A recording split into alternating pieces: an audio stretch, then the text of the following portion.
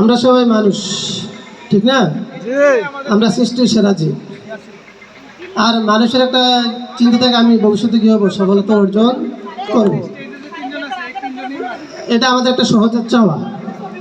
তো দেখা গেছে এই সফলতার সিঁড়ি বাইতে গিয়ে আমরা অনেক সময় আমাদের যে চারিত্রিক যে গুণাবলী থাকার কথা ছিল এগুলি আমরা লোপ পেয়ে যাই। একজন মানুষের আমি আসলে এদিকটা নিয়ে একটু কথা বলবো আর কি, সফলতার দিক নিয়েই কথা বলবো। এরপরে আমি বিল্লাল স্যারকে একটু স্মৃতিচারণ করে ইতিটা নেব। সফলতার বিভিন্ন দিক আছে আমাদের, ঠিক না? কেউ বিসিএস ক্যাডার হলে সফল হয়, আবার কেউ মনে করে আমি শিক্ষক হলে সফল, আবার কেউ মনে করে আমি যদি বাইরেতে একটা ভালো চাকরি পাই সফল, কেউ ব্যবসা সফল হতে চায়। সফলতা ভালো, এখানে আমরা যদি হালাল ওয়েতে করি তাহলে কোনো আপত্তি নেই।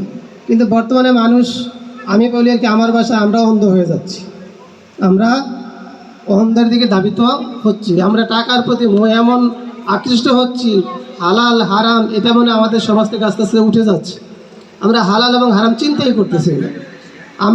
তোমরা হয়তো সবাই জানো, হয়তো আমার ছোট একটা বিসিএস ক্যাডার হাসান স্কুলের ছাত্র, ওর অফিসে অনেক কোটি টাকা বরাদ্দ আছে, কিন্তু দেখলাম যে আলহামদুলিল্লাহ অনেকটা অনেস্ট পার্সন। তো যার কারণে দেখা গেছে আমাদের চলতে কষ্ট, বাস্তবিক করতে আমার চলতে কষ্ট, আমার ভাইয়েরও চলতে কষ্ট, যারা সৎ থাকে তারা চলাটাই কষ্ট বর্তমান প্রেক্ষাপটে। এখন আমার কথা হচ্ছে আমরা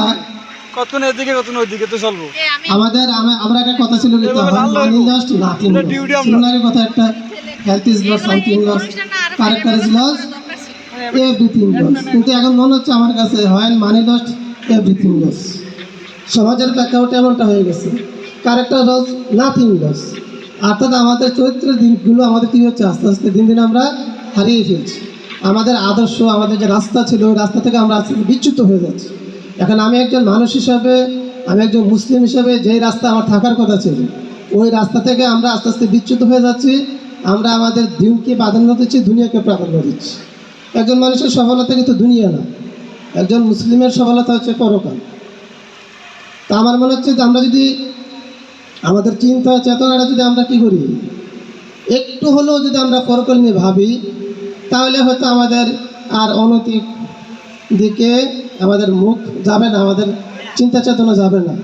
আমি অনৈতিক কাজ করে 5 তলা 10 তলা বিভিন্ন কাজ করতে পারবো, কিন্তু আমি মরে গেলেই শেষ। আমি আজকে ওনা যাবো, কালকেই কি শেষ।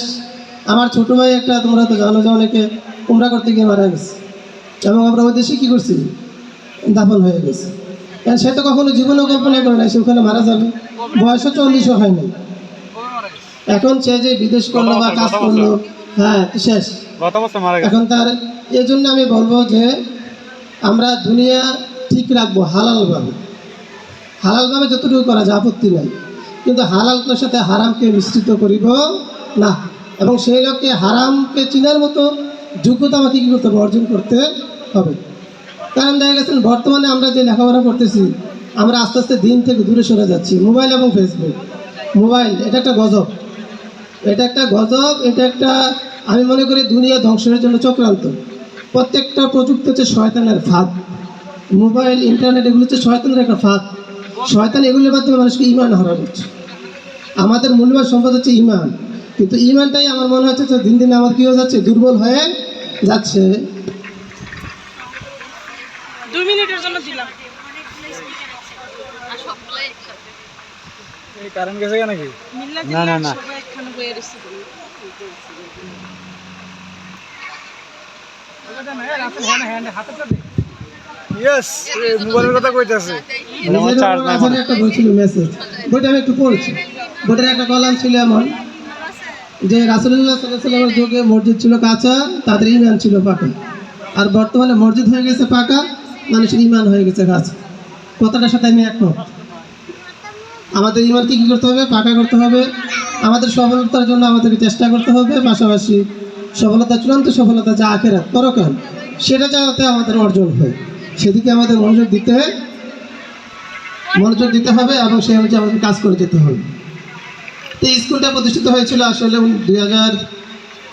সম্ভবত 2001-এ এপ্রিল মাসের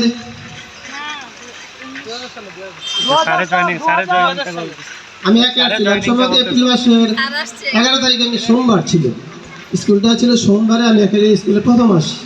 তখন আমি যখন লাইব্রেরির সামনে দাঁড়িয়েছিলাম, একজন অভিভাবক আমাকে এসে বললো তুমি কোন ক্লাসে পড়ো। আমাকে এসে বললো তুমি কোন ক্লাসে পড়ো, কারণ আমি যখন এই স্কুলে আসি তখন আমার বয়স সবেমাত্র হয়তো 20-23 বেশি হবে না, হয়তো 20 বা 19। তুমি কোন ক্লাসে পড়ো, তখন আমি স্বাভাবিকভাবে বললাম না আমি স্কুলে নতুন শিক্ষক, আজকে মাত্র আসলাম। তো এটা আসলে আমার শিক্ষকতা একটা কঠিন পেশা, এই পেশাটা একটা কঠিন পেশা আমার কাছে যেটা মনে হয় আর কি। আমি যখন এই স্কুলে শিক্ষকতা করি তখন আমার এখানেই থাকতাম, চেষ্টা ছিল যে আমার স্টুডেন্টরা যাতে কী হয় আদর্শবান হয়, কারণ আদর্শ যদি না থাকে একটা শিক্ষকের, যদি একটা ছাত্র আদর্শবান না হয় তাহলে জাতি কী হয়ে যাবে, ধ্বংস হয়ে যাবে। সেই জন্য আমার চেষ্টা ছিল যে আমার যে ঘন্টাগুলো ছিল আমি ভালোভাবে করার চেষ্টা করছি, বা স্কুলের স্টুডেন্টরা যাতে অনৈতিক কাজে জড়িয়ে না যায় সেজন্য আমার একটা দৃষ্টি ছিল কঠোর। দৃষ্টিটা কী ছিল, কঠোর ছিল। আমি আবার এখন বিকেলবেলা খেলতাম ক্রিকেট, ঠিক না, খেলার সময় খেলা, ফিটার সময় ফিটা, আমার সবটাই কি ছিল, হ্যাঁ সমান ছিল। যাকে যেটা দেখা দরকার আমি সেভাবে করার চেষ্টা করছি। তো স্কুলে এখন অনেক দিন হয়ে গেছে, স্কুল থেকে অনেক বেচ বের হয়ে গেছে, সবাই অনেকে এখন কর্মক্ষেত্রে প্রবেশ করছে, এটা ভালো, একটা ভালো দিক। এখন দেখা গেছে যে বিল্লাল স্যার এই স্কুলে ছিল, ঠিক না।